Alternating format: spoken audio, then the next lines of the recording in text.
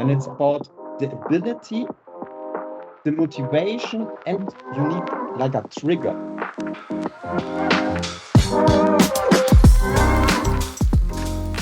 Welcome, everybody, to a yet another special episode of Tea with Tea. Today, I'm joined with Dennis. But Dennis, why don't you introduce yourself in your own words? What do you do? Hi, Tea with Tea. I would say I'm Dennis, and I'm playing Dennis with tennis, like we're doing Nice. Tea with Tea. Yeah, I'm working for SAP Signavio as a customer success partner, and yeah, love talking about technology and all around. Perfect. Yes, and we had a chat the other day, and I always ask for, what kind of topics are you passionate about? What do you want to talk about? So today we will be talking about persuasive technologies. But you know what? Let's actually break it down. Let's take the first word. What does persuasion mean to you? So, T, it's about a process to convince someone to agree with your point of view, your idea, or your course of action. So persuasion is not about manipulating or forcing someone. It's about to respect your autonomy, but invite to change their behavior by themselves. That's very interesting. And then, of course, we are both not linguists. But do you see any, let's say, differentiation then to a word, let's say, maybe influencing? Is there like a part between persuasion and influencing, or do you think they usually go in the kind of same direction? Because one of the keyword you mentioned it is not about manipulation, right? Yes, I think influencing has this positive naming. You see everywhere, everybody is an influencer, but it's not a persuasive person. But their terms are very similar. All right, perfectly. We will actually revisit it, but let's go to the second term. What is then technology? And let me give you a little bit of context. A couple of years ago, now my daughter's 13 years old, and I asked her, what is technology? And she pointed out this iPad is technology, this is technology. And I showed her, for example, a piece of paper and a pencil, and she says, no, that's not technology. So we talked a little bit about it, and then she told me technology apparently is something where electricity goes through. Yeah? So that was her way as a child of technology. How would you define then technology? T, for me, yes, indeed, a spoon is also a technology. Maybe it's a very simple kind form of that, but it's still a technology. So maybe let's turn it at first around, and I will tell you what technology is not. Mm, It's not natural. And for me, the technology at the root is when you get the application of scientific and engineering knowledge, and you try to create tools, devices, and methods to solve a problem or perform in a specific way of function.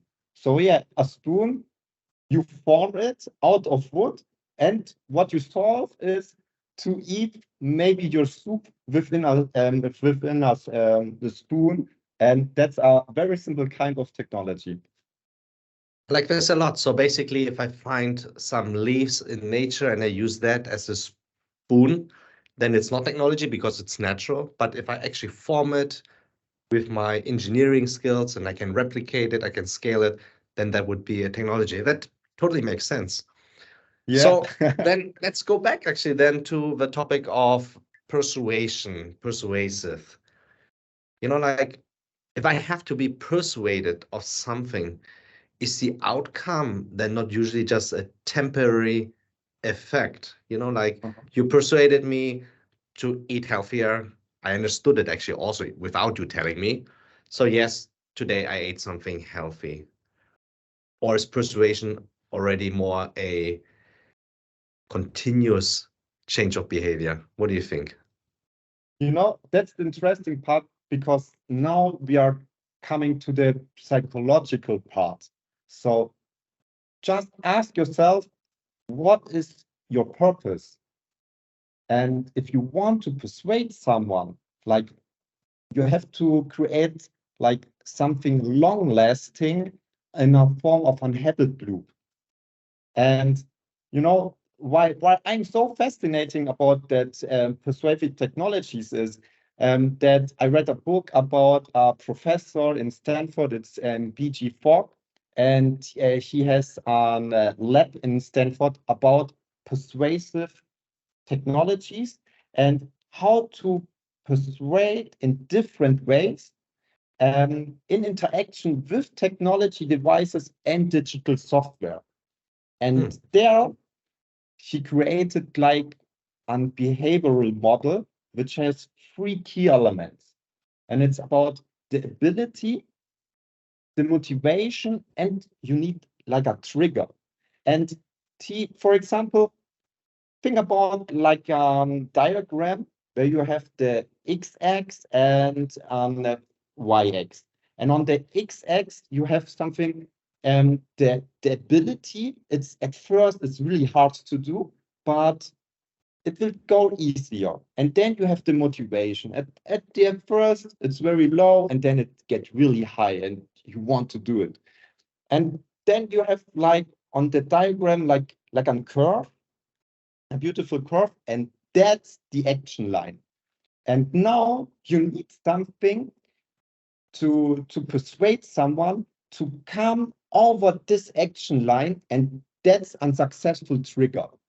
And so, for example, you try to like a photo, you just double click it, and then you liked it. And so the ability to do that is really easy. And the motivation, you don't actually need a high motivation to like a photo and the next one. And so you already crossed the action line and triggered and persuaded yourself to do an action you previously didn't want to do. That's really amazing, and also how simply you have put it in words, which is a very hard thing, as you know.